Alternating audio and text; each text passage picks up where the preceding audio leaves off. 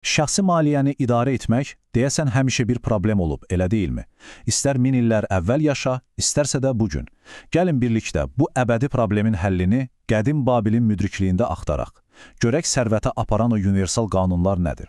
Bu sözlər qədim Babildə yaşayan araba ustası Bansirə aiddir. Bir anlıq təsəvvür eləyin, adam yorulmadan işləyir, amma pul kisəsi həmişə bomboşdur və bu sual beynini gəmirir. Yəni, Bansirin o min illər əvvəlki məyusluğu bugün bir çoxumuza tanış deyilmi? Gərgin işləyirsən, amma ayın sonu gələndə görürsən ki, əlində heç nə qalmayıb. Elə bil heç vaxt bitməyən bir çarxın içində fırlanırsan. Yaxşı, indi gəlin bir anlıq xəyalən Babilə səyahət edək.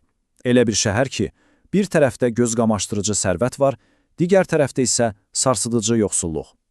Bax, məhz belə bir şəraitdə Bansir və onun musiqiçi dostu Kobi qərara gəlir ki, yox, artıq belə davam edə bilməz. Bəs onların planı nə idi? Əslində çox sadə, amma bir o qədər də cəsarətli bir plan idi. Gedib sərvətin sirlərini birbaşa ustasından, yəni Arkaddan öyrənmək. Çünki onlar artıq başa düşürdülər ki, fərqli nəticələr əldə etmək üçün mütləq fərqli addımlar atmaq lazımdır. Və qarşınızda Arkad. O, bu yola sərvətə olan böyük arzusundan başqa, demək olar ki, heç bir şeylə başlamayıb. Amma o, sərvətin fundamental, yəni təməl qanunlarını kəşf edərək, Babilin ən varlı adamına çevrilməyi bacarmışdı. Bax, bu Arkadın əsas sirridir. Onun bütün sərvətinin təməl daşı olan sadə, lakin inanılmaz dərəcədə dərin bir həqiqət. Qazandığının bir hissəsi mütləq, amma mütləq sənə qalmalıdır. Bilirsiniz, Arkadın müdrikliyi o qədər güclü idi ki, Babil kralı ona əmr etdi ki, bu bilikləri bütün vətəndaşlara öyrətsin. Özdə 7 sadə dərs şəklində. Məqsəd bütün Babili varlı etmək idi. O boş pul kisəsini doldurmağa hazırsınız. Elə isə gəlin birinci və ən vacib qaydadan başlayaq.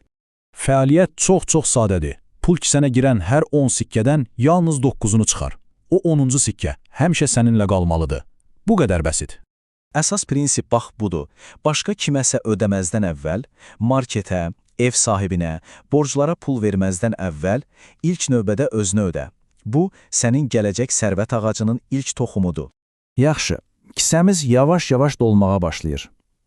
İndi ikinci qayda bizə deyir ki, bəs qazancımızın o qalan 9 hissəsi ilə nə etməliyik? Bu, büdcənin vacibliyini vurğuluyur. Yəni, zəruri ehtiyaclarla sadəcə arzuları bir-birindən ayırmaq lazımdır ki, gəlirinə uyğun yaşayasan. Amma bir şeyə diqqətli olun. Çünki bizim zəruri xərclərimiz, biz fərqinə belə varmadan, gəlirimizlə birlikdə artmağa çox meyillidir. Bu bir tələdir. Üçüncü yol isə yığdığımız pulu sadəcə sandıqda saxlamaqla yox, onu bizim üçün işləməyə məcbur etməklə bağlıdır. Bax, bu investisiyanın əsl gücüdür. Sanki yığdığınız hər sikkəni bir əskərə çevirirsiniz və sizin üçün daha çox pul qazanan bir qızıl qullar ordusu yaradırsınız. Məqsəd odur ki, pulunuzun övladları və hətta nəvələri belə sizin üçün işləsin. Dördüncü qayda, bu risklərin idarə edilməsi ilə bağlı həyati bir dərsdir.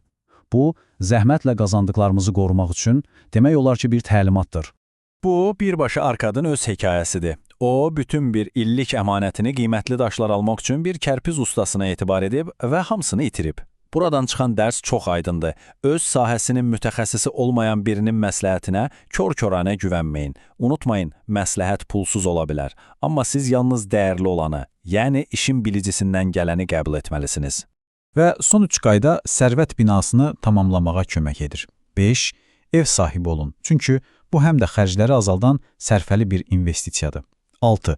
Gələcək gəlirinizi təmin edin. Yəni, yaşlılıq üçün plan qurun ki, rahat yaşayasınız. Və nihayət 7.